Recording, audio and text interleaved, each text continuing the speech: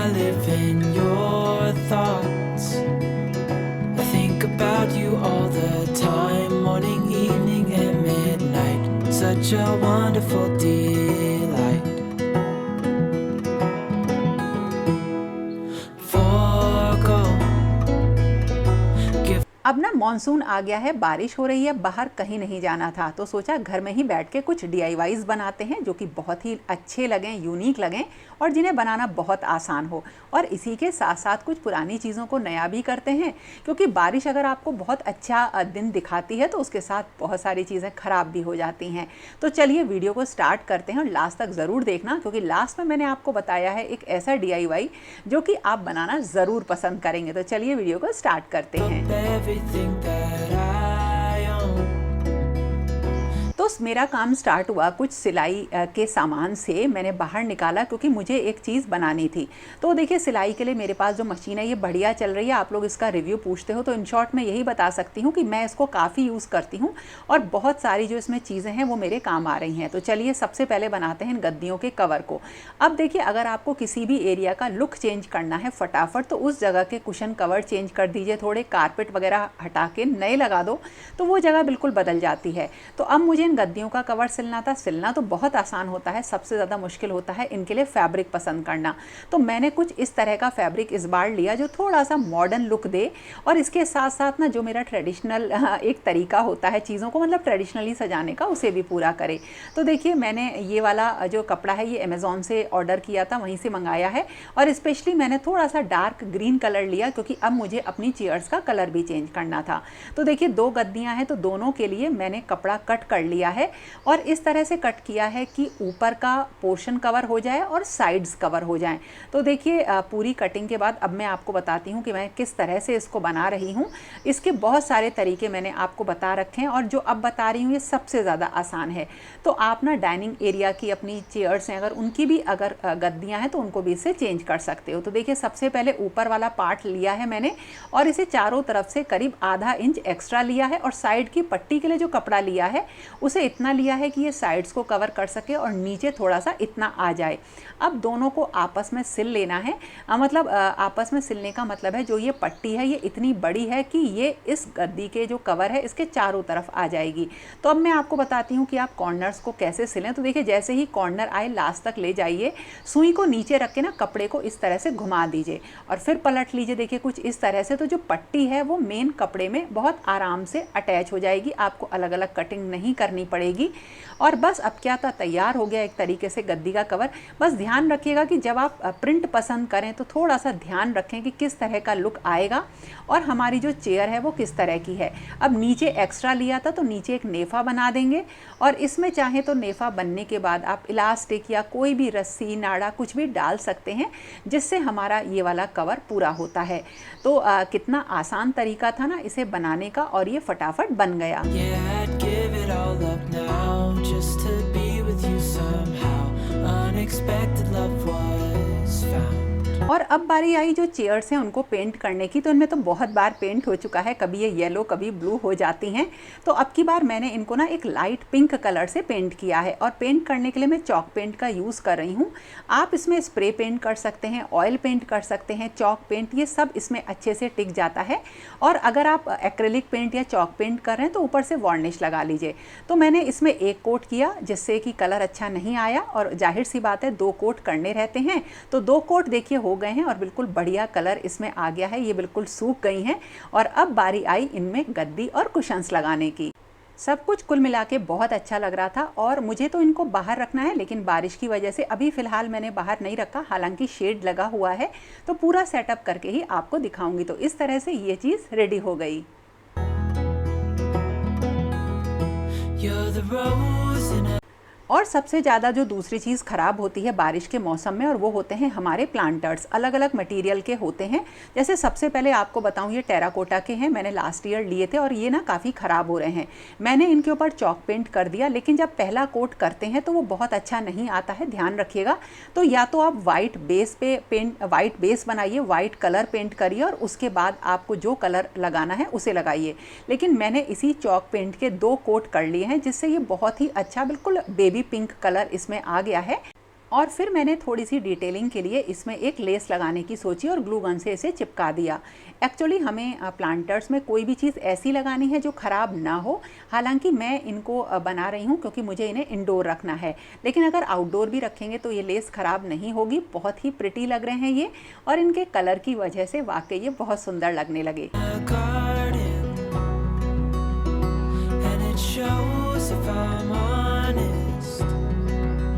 लेकिन अब मुझे इनके ऊपर ना वार्निश का एक कोट करना था, अच्छा कोट, ताकि पानी से भी ये ख़राब ना हो और इनका कलर बिल्कुल इसी तरीके से रहे। नहीं तो धीरे धीरे एक्रेलिक कलर भी बह जाता है। तो ये मेरे रेडी हो गए हैं। अब इनमें मैं क्या लगाऊंगी और कहाँ रखूंगी ये आपको आगे बताऊंगी।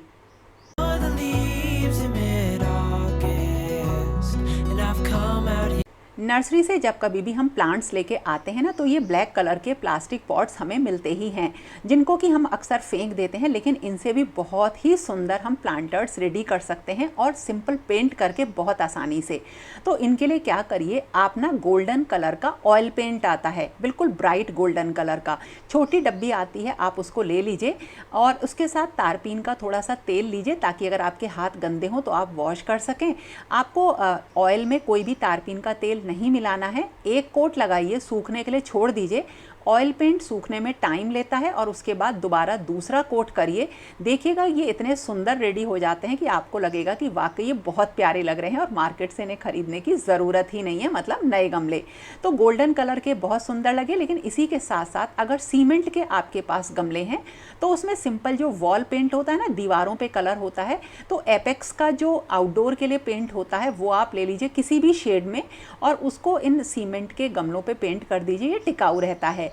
इसके अलावा जो और कुछ सजाने का सामान आपकी बालकनी में रखा रहता है, उसके लिए आप एक्रेलिक कलर्स का यूज़ कर सकते हैं। प्लास्टिक के पॉट्स पे भी एक्रेलिक पेंट लगा के आप कोई खूबसूरत सा कॉर्नर तैयार कर सकते हैं।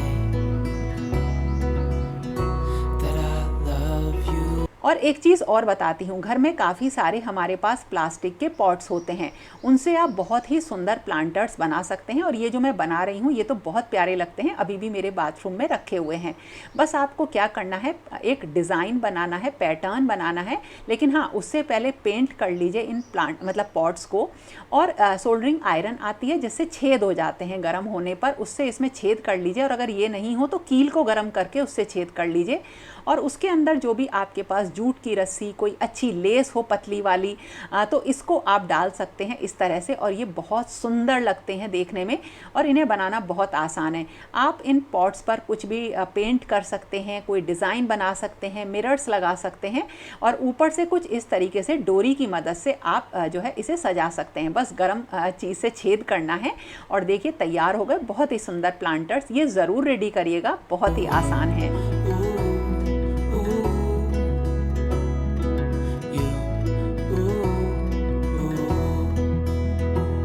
और जो अब मैं आपको DIY बता रही हूँ ये मैंने बहुत पहले बनाया था, यहाँ इसलिए ऐड कर रही हूँ कि ये आज भी मेरा बनाने का मन करता है, और मुझे इसे इसलिए हटाना पड़ा क्योंकि मैंने इस जगह का मेकओवर किया था।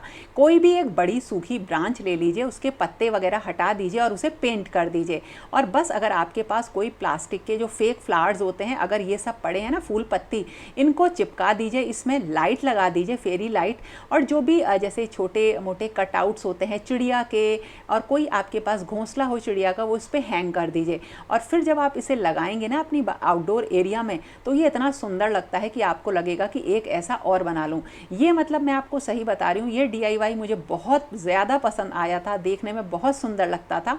और रात के टाइम जब मैं इसे जलाती थी ना, तो ऐसा लगता था कि वाकई एक बहुत खूबसूरत चीज़ है।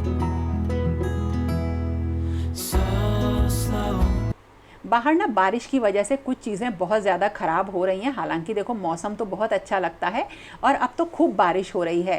काफ़ी सारा सामान तो मुझे अंदर भी रखना पड़ा है।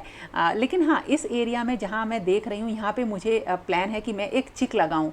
तो उससे क्या होता है ना कि गर्मी नहीं आती है, पौधों को ठंडक भी रहती है।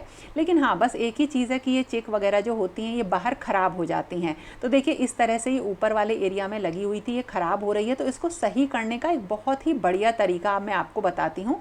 कोई एक अच्छा सा फैब्रिक ले लीजिए, किसी भी पैटर्न का, चाहे वो चेक्स में हो, लाइंस में हो, स्ट्राइप्स में हो, या फिर कोई पुरानी कॉटन की साड़ी, और ग्लू गन की मदद से या अच्छे फेविकॉल की मदद से आप बढ़िया तरह से इसके ऊपर पेस्ट कर लीजिए। कुछ नहीं करना, एक साइड कपड़ा लगाइए और दूसरे साइड पेंट कर दीजिए, बहुत ही बढ़िया चिक रेडी हो जाएगी। और हाँ, इसके साइड में मेरे पास एक लेस थी चौड़ी सी, मैंने वो लगा दी है, तो इससे ना इसका लुक बिल्कुल ही चेंज हो गया। तो ये एक ऐसा DIY है जो कि ऐसा लगेगा कि आपने कुछ अपने मन से ही कुछ बढ़िया कर्टेन बना रखा है। रियली ये बहुत प्यारी लगती है। Hold you in my arms, won't let go.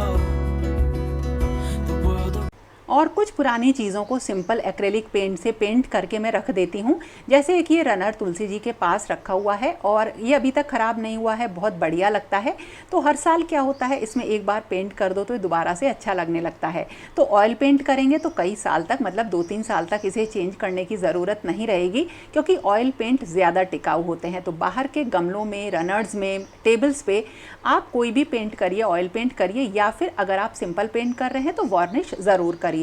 तो इस तरह से आउटडोर की चीज़ों को हम बहुत ज़्यादा नया बना सकते हैं। और अब चलिए आगे बताती हूँ अपना सबसे ज़्यादा मनपसंद DIY। ground could pass us by, a thunderstorm, a lightning strike. और अब मैं आपको बता रही हूँ कि घर में ही आप बहुत ही महंगा एक फूलों का बंच कैसे बना सकते हैं, और वो भी बिल्कुल आसानी से। मटेरियल इतना चाहिए कि बस बन जाए, और ये भी काफ़ी सस्ता पड़ता है।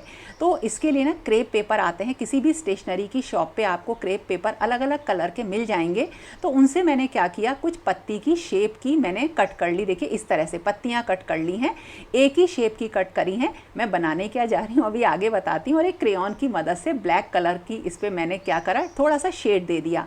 एक पेंसिल की मदद से कुछ इस तरह से मैंने इन पत्तियों को देखिए खींच दिया है हल्के हाथों से, जिससे बिल्कुल ये ऐसा लग रहा है कि किसी फूल की पत्तियां हैं। तो आपने सही समझा, मैं बनाने जा रही हूँ एक बहुत ही बढ़िया बंच गुड़हल का। तो ये गुड़हल की मैंने 5 पत्तियां बनाई हैं और हल्के हाथों से इन्हें खींच दिया है। देखिए बस इतना काम किया, सब एक ही नाप की बनाई है, ये ध्यान रखना है। तो इसीलिए एक टेम्पलेट पहले सिंपल पेपर की कट कर ली थी, किनारे बहुत हल्का सा फेविकॉल लगाया और पत्तियों को, इन 5 पत्तियों को कुछ इस तरह से किनारे पे जोड़ दिया है।